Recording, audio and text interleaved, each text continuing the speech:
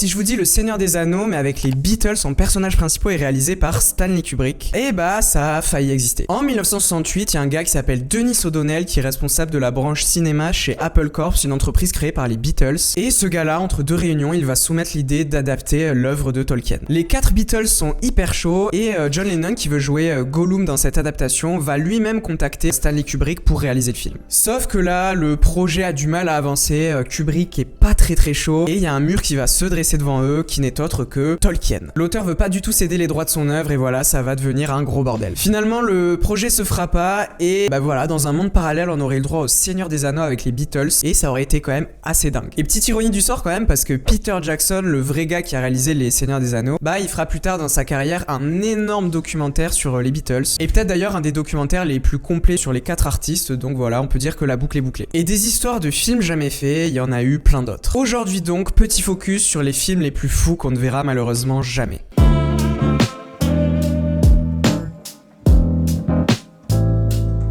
Et quand je parle de film fou, comment ne pas aborder le cas sans doute le plus connu qui est Dune de Alejandro Jodorowsky. Ce projet, honnêtement, c'est pas n'importe quel projet, c'est presque un petit peu le projet du siècle. On parle quand même d'adapter un des romans les plus complexes et les plus ambitieux de l'histoire de la science-fiction. Porté par un réalisateur, ce fameux Jodorowsky, qui était assez excentrique et, on va pas se mentir, complètement perché. On parle quand même d'un gars qui a étudié de près le tarot divinatoire, il a aussi fait du cinéma, du théâtre, de la bande dessinée. Bref, le gars est complet et il a un univers bien à lui. Le temps existe. C'est en même temps, je suis dans mon passé, je suis là, je suis dans mon futur. Je suis celui que je serai. Du coup, quand le producteur français Michel Seydoux vient le voir et lui dit « Écoute Alejandro, j'aimerais bien adapter Dune au cinéma, j'ai besoin d'un réalisateur, blablabla ». Bah au début, Alejandro, il est pas du tout chaud, mais Michel Seydoux va dire un truc qui va complètement changer la donne. Il va lui dire « Écoute Alejandro, si tu acceptes, tu as carte blanche ». Et c'est là que c'est complètement parti en vrille en fait. Quand on donne carte blanche à un réalisateur comme Jodorowsky pour adapter une des œuvres les plus singulières de l'histoire, bah on s'expose à un gros bordel. Et c'est malheureusement ça qui a fait capoter tout le projet. Parce que Jodorowsky, il a voulu faire en quelque sorte l'œuvre la plus singulière de l'histoire et il était clairement trop en avance sur son temps. Parce que quand je dis œuvre singulière, je rigole vraiment pas. Le film devait durer plus de 12 heures avec une BO composée par Pink Floyd entre autres. Au casting, on devait retrouver Salvador Dali, Orson Welles ou encore Mick Jagger, le gars des Rolling Stones. Enfin bref, voilà, c'était trop. I wanted to make something sacred, free, with new perspective. Open the mind. Et après plusieurs années de storyboard, de discussions et tout, vous le sentez venir, le budget est beaucoup trop colossal et le projet pourra pas être mis en place. On a quand même eu le droit à des storyboards, des dessins et tout, mais on n'aura clairement jamais ce film. Mais en vrai, je trouve que son histoire et le fait qu'il sortira jamais, bah ça le rend finalement encore plus mystique. Je sais pas si vous voyez ce que je veux dire, mais son aura est presque plus forte que s'il était sorti. Et il a d'ailleurs influencé des milliers de films à Hollywood par la suite. Enfin bref, voilà pour ce premier film, et si vous souhaitez approfondir le sujet, je vous conseille le documentaire Jodorowsky's Dune qui revient sur toute cette histoire. Là, on va parler d'un truc beaucoup moins gros que Dune, mais je voulais quand même le mentionner parce que vous allez voir, c'est assez bizarre. C'est une sorte de curiosité, on va dire. Ça s'appelait Big Bugman et c'était un film d'animation hyper étrange écrit par Bob Bendeston qui a fait notamment plusieurs épisodes des Simpsons. Voilà, donc vous avez compris, Simpsons et tout, c'était une sorte de film d'animation pour adultes. Et le film mettait en scène nul autre que Marlon Brando, donc une énorme légende d'Hollywood, et Brendan Fraser. Et ce qui nous intéresse, c'est que dans ce film d'animation, Marlon Brando, il devait faire la voix d'une vieille dame un petit peu chelou. Sauf que là où l'histoire devient un peu bizarre et un peu creepy, c'est que à cette époque, Marlon Brando, il est hyper souffrant. Il a une insuffisance cardiaque et respiratoire et pour survivre, il doit prendre de l'oxygène parfois près de 6 heures par jour. Donc voilà, le décor est déjà un peu morbide, mais en plus de ça, Marlon Brando, il tient quand même à faire cette voix de vieille femme et pour l'occasion, il se déguise en femme en fait pour rentrer un peu dans la peau de son personnage. Et apparemment, bah ça l'amusait beaucoup pour faire cette voix. Donc voilà, le décor est planté, il y avait un Marlon Brando un peu en fin de vie qui se déguise en femme pour faire une voix dans un dessin animé chelou. Enfin bref, le film était complètement voué à être maudit. Si bien que malheureusement, un mois après le tournage, Marlon Brando est décédé et c'est selon internet la raison principale pour laquelle on verra jamais ce film. Cette histoire a une atmosphère un peu morbide, un peu bizarre je trouve. Et aujourd'hui encore, on a quelques images du film mais il est jamais sorti, je sais même pas s'il sortira un jour, s'il est fini ou quoi que ce soit. On verra bien.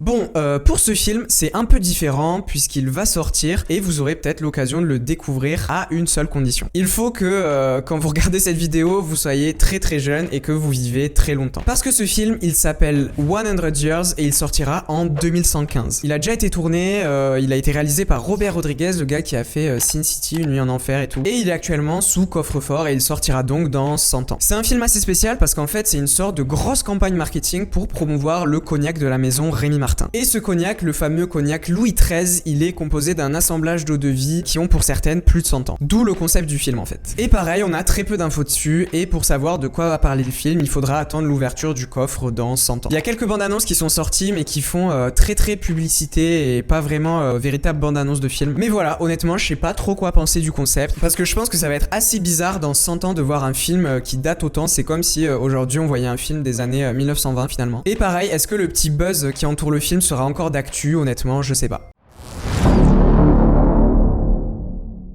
Ok, là on va passer à du très lourd. Alors lui, c'est peut-être le film que j'aurais le plus aimé voir de toute la liste. Laissez-moi vous faire un peu rêver, puisqu'il s'agit de Spider-Man réalisé par James Cameron, le gars qui a fait Titanic, Terminator et Avatar.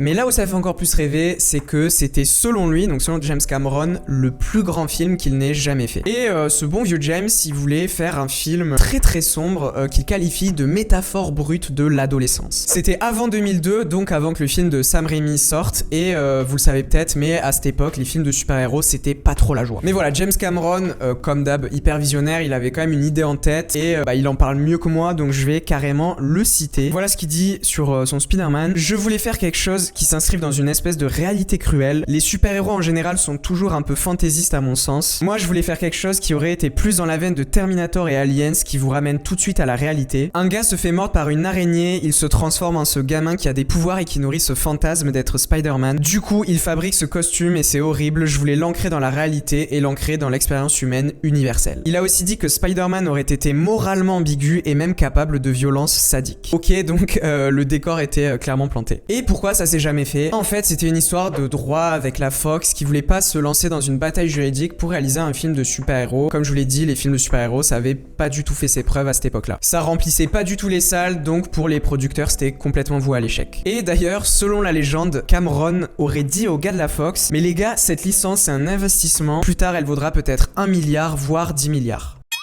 Bon, voilà, le gars est visionnaire, mais ça, on le savait déjà. Pour rester dans la thématique des super-héros, je voudrais vous parler d'un film qui aurait pu être complètement fou et qui se rapproche d'ailleurs pas mal du Spider-Man de James Cameron. Il s'agit de Batman qui aurait dû être réalisé par Darren Aronofsky. Si vous connaissez pas Darren Aronofsky, sachez qu'on parle du gars qui a réalisé Requiem for a Dream et Black Swan notamment. Donc voilà, le mec, il sait faire des films sombres. Et vous le savez très bien, univers sombre et Batman, ça colle très bien. Et en plus, il voulait adapter le comics de Batman Year One, qui est aussi hyper sombre et qui retrace la première année de Batman en tant que justicier à Gotham City. Enfin bref, ça aurait été complètement fou et il avait même commencé à écrire le scénario avec nul autre que Frank Miller, l'auteur du comics et une légende dans le monde de la bande dessinée. Il est donc allé directement à la Warner et il a pitché ce film, mais un petit peu comme avec le Spider-Man de Cameron, on est dans les années 90 et les films de super-héros, c'est pas du tout vendeur. Surtout que la Warner sort tout juste de Batman et Robin qui s'est fait déglinguer par la critique et les spectateurs, donc ils sont hyper frileux à refaire un film sur Batman. Donc là voilà, Darren Aronofsky arrive à la Warner avec son pitch de film interdit au moins de 16 ans quand même et il se fait donc totalement recaler. Selon le réalisateur, il a été un peu trop visionnaire et il est arrivé 10 ans trop tôt puisque les films de super-héros un peu sombres, ça arrivera au milieu des années 2000 avec la trilogie de Nolan. Comme quoi le timing c'est hyper important et ça nous a privé de films qui avaient l'air incroyables. On termine ce petit segment sur les films de super-héros avec un film qui avait fait beaucoup parler à l'époque. Il s'agit de Superman Lives de Tim Burton avec Nicolas Cage dans le rôle de Superman. Il avait fait beaucoup parler parce qu'en fait il avait été annulé seulement quelques semaines avant le début du tournage. On est au beau milieu des années 90, comme vous le savez maintenant les films de super-héros c'est un peu cata, mais là il y a la sortie d'un comics qui va changer la donne. Ce comics c'est ni plus ni moins que la mort de Superman et ça va donner des idées aux producteurs de chez Warner. Il y a très vite une idée de film qui se dessine et il y a même des scénarios qui sont écrits par différents scénaristes. scénariste. Et là, il y a un gars qui va un petit peu chambouler le truc parce qu'il va tomber sur tous ces scénarios et il va complètement faire accélérer le projet. Il s'agit de Kevin Smith qu'on connaît pour Clerks et plein d'autres films. Il va lire les scénarios et il va trouver ça vraiment claqué. Il commence à dire que ça reflète pas du tout l'univers du comics, que c'est hyper kitsch, que l'écriture des personnages est vraiment nulle. Enfin bref, Superman n'est pas du tout respecté et il y a rien qui va. Et à la suite de ces déclarations, la Warner va se dire oula mais ce gars a quand même l'air chaud, il connaît bien les super-héros et tout, et ils vont donc finir par l'engager. Mais là, Kevin Smith va commencer une vraie bataille avec un gars de chez Warner qui va devenir son pire ennemi. Il s'agit de Jon Peters, qui est à cette époque-là le producteur du film. Dans des interviews, Kevin Smith dira que Jon Peters était insupportable, il faisait que parler du merchandising, enfin c'était un petit peu la galère quoi. Et Jon Peters aurait même dit cette phrase culte: peu importe si la scène entre Lois et Superman est bien, la question est de savoir combien de jouets on peut vendre. Yeah baby. Enfin bref voilà, Kevin Smith il est dégoûté, Jon Peters arrête pas de le saouler, mais il arrive quand même finalement à écrire un scénario qui lui plaît. Sauf que là, nouveau coup de théâtre, il y a Tim Burton qui entend parler du projet et il devient hyper intéressé. Sauf que ce bon vieux Tim, il veut absolument tout refaire à sa sauce. Et donc là, Kevin Smith se heurte à plus fort que lui et son scénario est jeté à la poubelle et il est complètement écarté du projet. Ça fait quand même bien mal pour Kevin Smith, on va pas se mentir. Et là du coup, c'est un nouveau projet en fait avec Tim Burton et il y a un petit peu tout qui s'emballe. Nicolas Cage est casté, il y a plein de concept art qui sont créés, il y a des lieux de tournage repérés, etc. Mais le projet va une nouvelle fois être maudit et seulement 3 semaines avant le tournage, tout va être stoppé par la Warner. Officiellement, ce serait à cause du budget faramineux que le film a été annulé, mais selon Tim Burton, la Warner aurait pas eu envie de foutre en l'air une de ses licences phares après les échecs répétés des derniers films. Et la seule apparition qu'on aura de Nicolas Cage en Superman, parce que oui, il y en a une, ce sera dans le film The Flash qui est sorti il y a quelques mois et qui était pas si dingue. Et si vous voulez creuser le sujet, il y a également un documentaire sur toute cette histoire qui est d'ailleurs, je crois, dispo sur YouTube gratuitement. Ok, fini les super-héros, là on va passer à un projet qui aurait été aussi complètement dingue. Il s'agit de l'adaptation du roman Robopocalypse par le grand Steven Spielberg. Si vous connaissez pas Robopocalypse, sachez qu'on parle d'un des plus grands romans de science-fiction de ces dernières années. À l'époque, on est en 2009, soit 2 ans avant la sortie officielle du roman, et là Steven Spielberg il tombe un peu dessus par hasard et il voit direct un énorme potentiel. Il achète alors les droits à l'auteur Daniel Wilson et tonton Spielberg il a bien fait puisque le livre a été un carton. Stephen King encense le roman, le New York Times le classe dans sa liste des meilleures ventes qui est un classement hyper prestigieux et les retours des lecteurs sont plus que positifs. En 2012, Spielberg se dit qu'il a fait un très bon coup et il se lance donc très vite dans son adaptation au cinéma. Parce que oui, Robopocalypse, c'est pas du tout étonnant que ça plaise à Spielberg. Le roman parle d'une intelligence artificielle qui a pris le dessus sur les humains et qui va mener une révolte. Et pour un gars qui a enchaîné quand même AI, Minority Report et La Guerre des Mondes, c'est clairement du pain béni. Le réalisateur s'entoure donc d'un gars hyper solide, Drew Goddard, qui est notamment à l'origine de Contagion et qui a réalisé aussi La Cabane dans les Bois. Et côté acteur, Chris Hemsworth est pressenti pour jouer le rôle principal aux côtés de Anna Thaoué. Donc voilà, il y a clairement tout pour faire un film de fou et pour que ça se passe bien. Et d'ailleurs, tout se passe plutôt bien puisqu'on a même une date de sortie qui est annoncée au 25 avril 2014. Sauf que là, ça va malheureusement être un peu la cata, il y a finalement le scénario qui nécessite quelques réécritures. Il y a aussi un coût de production estimé à 200 millions de dollars qui va complètement freiner tout le monde. Toute la production traîne, c'est un petit peu en fait un bourbier et finalement en 2018 Spielberg va se retirer du projet. Il y avait eu aussi quelques visuels qui avaient été créés et ça fout bien la rage parce que tout le monde aurait clairement aimé voir ça. Il y a eu ensuite des rumeurs de reprise du projet par le réalisateur Michael Bay mais on n'a pas trop de nouvelles par rapport à ça. Peut-être qu'on aura un jour une adaptation sur grand écran de ce roman mais en tout cas celle de Spielberg on peut malheureusement tirer une croix dessus. On va continuer avec tonton Spielberg parce qu'il aurait aussi pu réaliser un remake d'un film complètement fou. Un film qui a une des fins les plus traumatisantes de l'histoire, je parle de Old Boy. Old Boy de Park Chan-wook, c'est un peu un ovni. Il avait été découvert au Festival de Cannes en 2004 et il avait fait beaucoup de bruit. Il y a eu donc un petit engouement autour de ce film au début des années 2000 et là il y a un gars qui va tomber dessus et qui va avoir un projet de remake. Et ce gars-là, sachez que c'est nul autre que Will Smith qui va donc démarcher Steven Spielberg en 2009. Sauf que là, Will Smith il se dit pour séduire Steven Spielberg, je vais pas lui proposer juste un remake, faut que je lui propose quelque chose d'un peu plus singulier. Il va donc lui dire qu'il veut plutôt faire une réadaptation du manga original, parce que oui, Old Boy c'est tiré d'un manga, et pas seulement un remake du film de Park Chan-wook. Parce que d'ailleurs, entre le manga original et le film de Park Chan-wook, donc le premier film, il y a quand même beaucoup de différences. Il y a un scénario qui se dessine, le projet semble avancer, mais là aussi, ils vont se heurter à un stop monumental. Ils ont pas du tout anticipé, mais en fait, les droits du manga étaient hyper durs à avoir. Du coup, ça met un petit peu un froid, il y a quelques discords, et et la vision de Spielberg et Will Smith vont aussi devenir diamétralement opposées. Le projet va complètement s'embourber et là Spielberg il va avoir une opportunité en or, celle de réaliser un film sur Tintin qui était un de ses rêves depuis qu'il était petit, et il va donc quitter Oldboy et il va jamais le réaliser. En parallèle de ça, le projet Oldboy continue, il y a des réalisateurs qui se succèdent, etc. Et c'est finalement Spike Lee qui est choisi pour le réaliser, mais ça va faire un énorme tollé. Le film a eu de très mauvaises critiques et a fait un énorme bide. C'est quand même dommage parce que je suis sûr que Spielberg il aurait fait sans doute un truc de fou. Pour le prochain film, la transition est toute trouvée parce que Oldboy au Festival de Cannes avait complètement séduit le président du jury, et ce président du jury c'était nul autre que Quentin Tarantino. Et Quentin Tarantino, il a failli faire un film qui change pas mal de ce qu'il a l'habitude de faire puisque c'était en fait un film de franchise. Il s'agissait de Star Trek 4 qui est d'ailleurs aujourd'hui pas totalement abandonné, mais ce qui est sûr c'est que Tarantino ne le fera pas puisque Tarantino arrêtera selon ses propres dires après son prochain film The Movie Critic qui devrait sortir d'ici 1 ou 2 ans. Alors on a très peu d'infos sur ce projet assez fou, si ce n'est une déclaration par une des scénaristes qui avait bossé sur le projet avec Quentin Tarantino. Il s'agissait de Lindsay Anderson qui a dit dans une interview qu'il s'agissait d'un projet complètement exceptionnel. Et elle a aussi dit que c'était la writer room la plus passionnante qu'elle a jamais fait de sa carrière. Une writer room, si vous savez pas, c'est une sorte de brainstorming entre plusieurs scénaristes ou plusieurs créatifs pour parler en fait d'une idée de film. Voilà, c'est tout, on n'a pas plus d'infos, mais je voulais quand même le mentionner parce qu'il y a aussi ce truc un peu mystique, ce truc de writer room complètement folle, une idée qui aurait pu être magistrale, mais qu'on verra donc jamais.